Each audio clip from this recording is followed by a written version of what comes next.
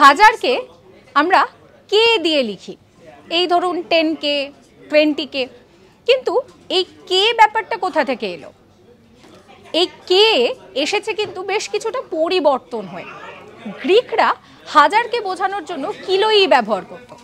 গ্রিকদের পর এই ব্যাপারটাকে অ্যাডপ্ট করে নিল ফরাসিরা। ফরাসিরা আরও ছোট করে সেটাকে কিলো করে নিল। এরপরে মেট্রিকের সঙ্গে তারা পরিচিত হলো।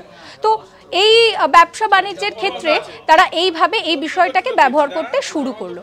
কিন্তু যেটা হচ্ছে যে ধীরে ধীরে যে ব্যাপারটা অনেকটা বড় হয়ে যাচ্ছে, লিখতে বড় হয়ে যাচ্ছে, সব কিছুতে কমিউনিকেট করতে বড় হয়ে যাচ্ছে, কিন্তু বিশ্বব্যাপীভাবে এই হাজার ব্যাপারটা কিন্তু ততক্ষণে অ্যাবজর্ব হয়ে গেছে। ধরুন 1000 লিটার, 1000 গ্রাম এইভাবে লিখতে সমস্যা হচ্ছিল।